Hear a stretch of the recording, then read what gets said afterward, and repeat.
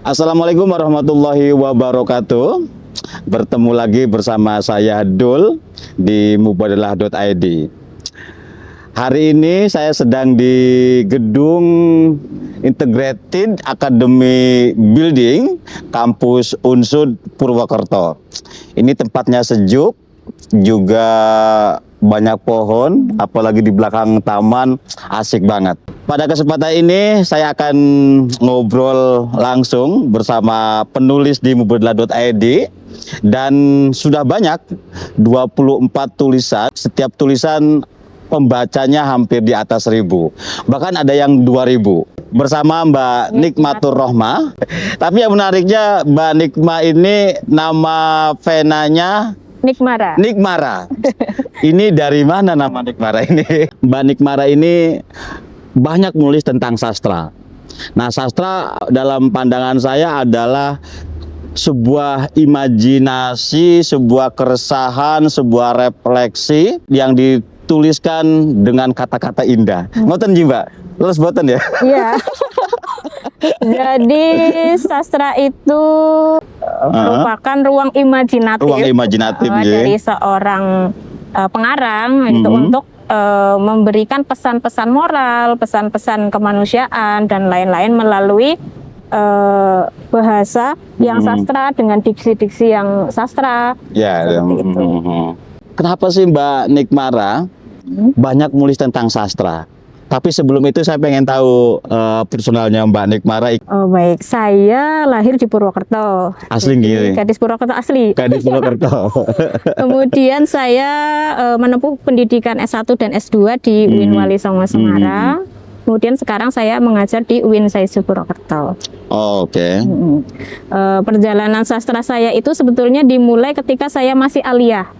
Oke. Jadi dulu saya sering mengikuti lomba-lomba menulis cerpen dan beberapa kali memenangkan, baik itu yang lokal maupun nasional. Uish, mantap. Tuh, waktu masih aliyah. Kayaknya Purwokerto lahir sastrawan besar ya? Iya, Bapak Ahmad Tohari. Bapak Ahmad Tohari, betul. Betul. Jadi geliat sastranya memang di kampus-kampus cukup bagus. Oh, oke. Nah, Mbak Nikmara dari Alia. Iya. Proses. Jadi Alia kan suka membaca buku, novel-novel, kemudian tertarik untuk mencoba belajar menulis, menuangkan pikiran melalui sastra. Kemudian saya mencoba untuk memasukkan cerpen-cerpen saya ke koran-koran lokal. Alhamdulillah beberapa ada yang lolos dan diterbitkan. Karena waktu itu belum ada media sosial. Jadi saya cuma menalakan koran-koran gitu ya. Iya, betul. Jadi setiap hari Minggu, rubrik cerpen itu kan hari Minggu. Saya selalu menanti-nanti nih koran-koran lokal Minggu kayak gitu. Terbit boten. Biasanya ini melihat kalau di alun-alun itu kan sering ada majalah dinding. Iya. Dipasang di situ akses untuk mendapatkan tulisannya terbit atau tidak gitu ya. Betul, dari situ gitu. Oke.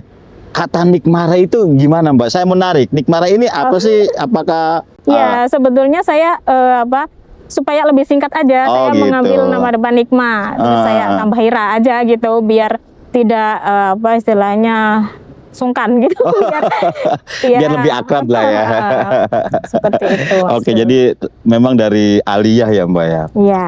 Di Mubadalah ya Mbak Nikmara, sudah saya tadi menghitung ada 24 tulisan dan semuanya sastra. Dan yang banyak itu tentang keluarga. Apa yang mempengaruhi Mbak Nikmara menulis tentang sastra tapi lebih ke keluarga gitu? Terus ada keresahan apa? Oh ya. Jadi keluarga ini kan merupakan unit sosial terkecil ya.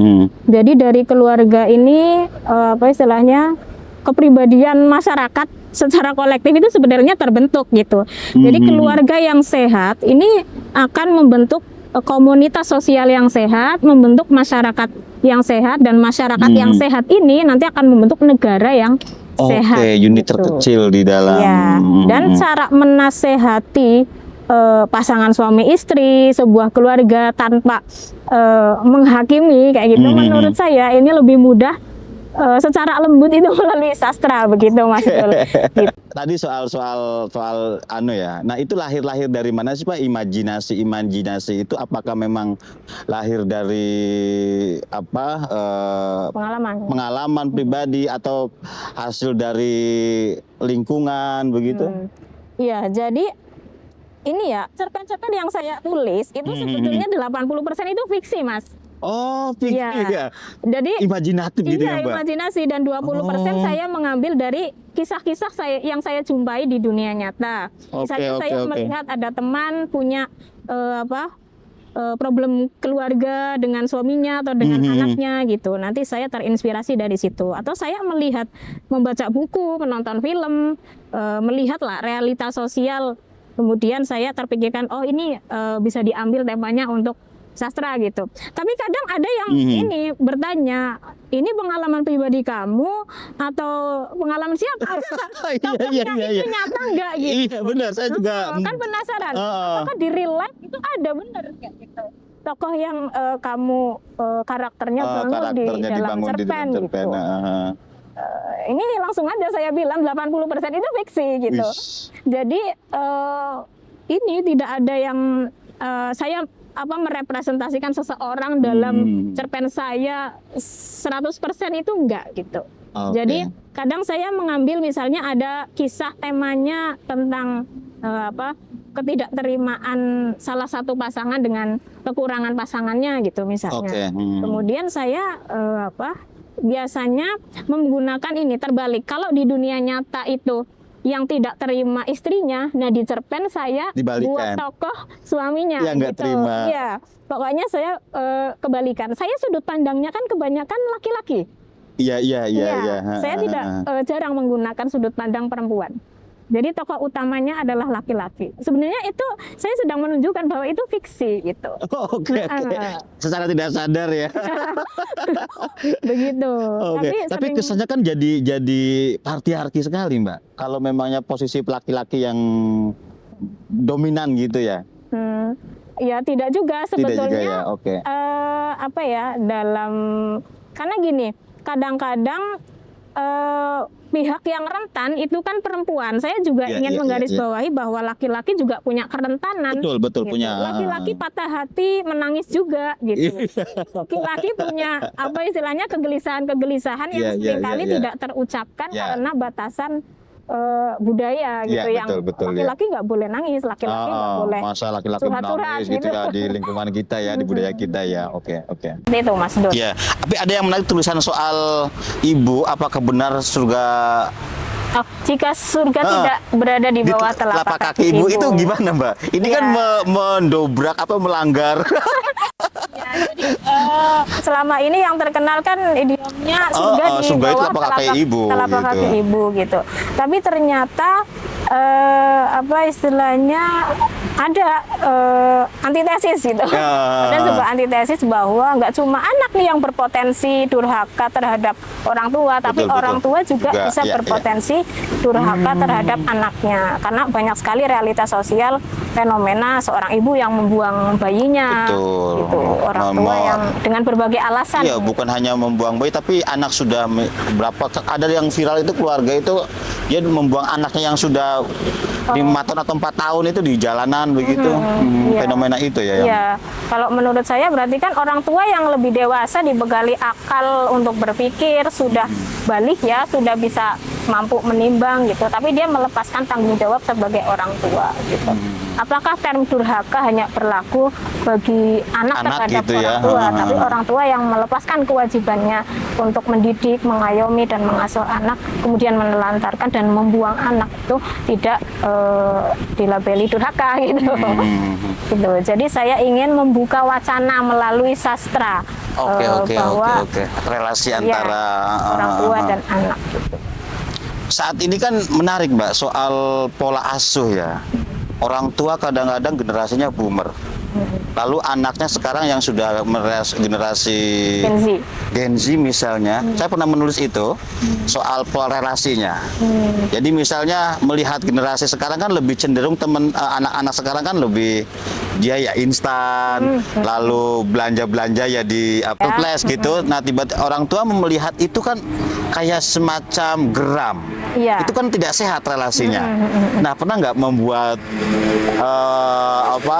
alur cerita begitu, Mbak? Soal Alur cerita, dengan tema kesenjangan media sosial ini memang belum. Oh, Mungkin oke. itu menjadi tema nanti Oke. selanjutnya. Gitu. Memang iya ada gap ya, gap antar generasi, Iya, generasi betul. boomer, generasi X dengan generasi Z, itu memang karena lahirnya kan di era dan zaman yang berbeda ya. Iya, Generasi pada- minyak tanah dengan generasi Pertalite. LPG gitu kan. LPG 3 kilo gitu. Jadi iklim sosialnya juga Iya. berbeda, cara berbelanjanya berbeda, jenis-jenis makanan yang iya, dikonsumsi dan juga perilaku berbeda. terutama toh. Iya, zaman dulu tidak membutuhkan skincare, sekarang membutuhkan Iya, skincare. Gitu. banyak terjadi di desa-desa yang merasa relasi itu kayak timpang banget. Sampai saya menyaksikan ada keluarga yang yang ketimpangan relasinya ada begitu. Itu sampai meninggal. Karena saking capeknya melihat anak bungsunya. Jadi dia sampai masuk ke psikologisnya begitu. Sampai ngedrop sampai sakit. Nah, ini artinya memang isu relasi di keluarga soal berbedanya generasi ini gap gap generasi ini memang serius gitu. Iya, sangat serius. Karena generasi X, generasi boomer ini merasa kewalahan terutama menghadapi Gen Alpha ya, adanya Gen Z gitu. Jadi mereka terbiasa mengkonsumsi narasi-narasi dari gadget yang narasinya itu untuk orang dewasa tapi Betul, dikonsumsi sudah oleh diterima, anak-anak usia SD. Makanya ucapan-ucapan generasi Alpha saat ini itu sangat dewasa. Kadang melebihi orang tuanya yang milenial, yang sibuk bekerja, kemudian pulang ke rumah mendengar celotehan-celotehan anak-anak kecil itu sudah sangat dewasa Dan kata-katanya. dianggap itu pinter banget, cerdas banget. Wah, pinter banget gitu ya. Padahal memang konsumsinya tiap hari harusnya itu dikonsumsi oleh dewasa. Ya, konten-kontennya ternyata karena kan sekarang ini filternya susah ya. Betul, Anak betul. kecil pegang Liar HP, banget. Dia ngeklik, akhirnya ketemu dengan konten-konten. Nah, nanti algoritmanya juga mengikuti. Iya, terus akan menggelindan gitu ya. Iya. Oke, menarik sekali ini soal isu keluarga yang perlu memang harus dibahas gitu ya. Oke, Mbak, dalam perspektif Mubadalah ini ya, sampean kan banyak menulis di Mubadalah dengan isu keluarga, kesalingan, apa yang berangkat kok punya pemahaman, wah kayaknya penting nih nulis ini begitu. Jadi ya balik lagi di motivasi awal tadi yang saya jabarkan gitu. Jadi keluarga ini kan unit terkecil dari struktur sosial ya. Jadi keluarga yang sehat akan melahirkan masyarakat yang sehat dan kemudian negaranya juga menjadi negara yang sehat karena generasi penerusnya ini dididik dengan cara yang baik. Nah, Mubadalah adalah salah satu metode yang baik ya dalam membentuk keluarga yang sehat secara psikologis, gitu. Batinnya sehat gitu. Kesehatan lahir dalam sebuah keluarga diusahakan, batinnya juga harus diusahakan. Gitu. Mubadalah menurut saya adalah salah satu metode yang istilahnya bisa membentuk keluarga yang lebih berkeadilan dan sehat secara batin seperti itu. Ada nggak Mbak resistensi sampean menulis tentang isu keluarga di tengah-tengah lingkungan yang patriarkis begitu? Jadi mungkin ini ya tantangan saya itu di ini ya namanya mengangkat isu yang misalnya perempuan yang terjebak di dalam tubuh laki-laki itu kan saya sedang tidak mendukung istilahnya pola hidup tertentu yang oleh masyarakat itu bertentangan dengan norma tradisional gitu. Tapi saya berusaha untuk ini loh menunjukkan realita sosial bahwa ternyata ada orang dengan kepribadian perempuan yang terperangkap di dalam tubuh laki-laki gitu. Realitasnya ada gitu. Iya, Nah, dan bagaimana banyak lah kita ya, apalagi child grooming iya, sekarang lagi ramai bagaimana buckle string. kita solusinya gitu Iya, iya, setelah wacana dilemparkan ke publik, nanti kan publik akan berpikir, Iya, akan iya, iya, berdiskusi gitu. Tapi belum dapat resistensi dari sekitar keluarga atau lingkungan gitu. Enggak sih, kebetulan Belum ya? dari keluarga enggak. Paling teman-teman bertanya gitu, oh kamu dari mana kok bisa nulis ini? Gitu. Kenapa temanya seperti ini? Gitu. Kenapa kamu agak ke kiri-kiri? Gitu. Ke kiri-kiri. Seperti Mbak, itu. menurut Mbak Nikmara, keluarga yang ideal itu seperti apa? Keluarga yang ideal menurut saya itu karena keluarga itu kan terdiri dari suami, Iya, istri, iya, kemudian anak gitu. Nah, namanya menjalin relasi dengan siapapun, baik itu suami istri, berteman, bersahabat, kemudian relasi profesional di dalam kerja itu kan membutuhkan permakluman gitu. Jadi saling mengisi aja menurut saya. Kalau suami bisa apa, kemudian dia punya ketidakbisaan apa yang bisa dihandle istri, maka saling melengkapi gitu. Bisa diambil kendali oleh istri seperti itu. Jadi tidak harus ini ya gender. Kalau misalnya suaminya Dinamis lah ya kira-kira ya. Iya, tidak. Yang penting punya prinsip kesalingan, kerjasama begitu. Iya betul. Oke. Dari 24 cerpen yang sampean tulis di Mubadalah, apa kira-kira pembelajaran bagi Mbak sendiri? Iya, jadi ketika saya menulis cerpen itu kan saya membentuk karakter tokoh gitu. Kadang-kadang karakter tokoh yang saya tulis itu mempengaruhi saya secara langsung. Kadang saya masih berpikir dan berbicara dengan cara karakter tokoh yang saya tulis. Gitu. Dan itu dari sisi lain juga membantu saya untuk healing kayak gitu, healing, kemudian mengatur pola pikir saya gitu. Jadi karena saya membuat dialog-dialog tokoh, misalnya tokoh yang saling berseteru, maka saya akan berpikir bagaimana nih kalau tokoh A menghadapi konflik seperti ini, cara menghadapinya bagaimana, cara menjawab pertanyaannya bagaimana gitu. Jadi saya belajar berdialektika dan berpikir melalui tokoh-tokoh saya sendiri seperti itu. Udah kayak dalang ya Mbak ya? Jadi tapi dalang kan sudah punya karakter ya. Nah ini kan dalam membuat karakter yang susah ini. Ada bocoran nggak sih Mbak gimana cara gampangnya membuat tokoh di... Oh itu. Kalau menurut saya itu membutuhkan jam terbang ya. Maksudnya terus berlatih. Saya dulu itu pas masih belajar pertama itu ya sebetulnya sekarang masih belajar belum hebat gitu. Tapi saya sekarang sudah merasa lebih nyaman ketika membuat cerpen gitu.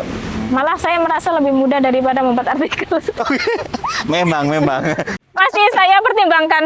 Kalau karya buku lainnya sudah ada buku? Buku belum. Oh belum, hanya jadi Masih kontributor gitu aja ya? Jadi kontributor. Memang belum dibukukan. Oke. Sip. Oke, satu hal penting dari yang kita ambil dari proses sharing hari ini dengan Mbak Nikmara, seorang cerpenis asal Purwokerto. Masih belajar. Dan tadi menarik soal bagaimana membangun tokoh di karakter di cerpenis. Saya kira penting banget. Nanti kita sama-sama belajar. Silakan hubungi di IG-nya Nikmara ya. Lalu di email nikrohmah@gmail.com. Nah, silakan DM atau kirim email barangkali yang ingin belajar soal membangun karakter, membangun ketokohan. Saya kira ini yang paling susah kali ya, Mbak ya. Karena ya menciptakan karakter, menciptakan keadaan sosial, menciptakan hubungan interpersonal itu memang membutuhkan jam terbang, effort dan latihan. Perlu latihan, diasah terus ya. Dan Mbak Nikma merekomendasikan membaca tulis novelnya Pramudia Anantatur, karya-karyanya Pramudia Anantatur yang masih abadi saat ini dan masih digandrungi oleh penggiat-penggiat sastra ya. Oke, terima kasih. Sampai jumpa di lain kesempatan. Sampai jumpa. Terima kasih Mbak Nikmara. Sama-sama. Semoga kita bertemu lagi di lain kesempatan. Amin. Dan alhamdulillah hari ini kita bertemu ya. Ya, alhamdulillah. Terima kasih. Wassalamualaikum warahmatullahi wabarakatuh. Sampai jumpa.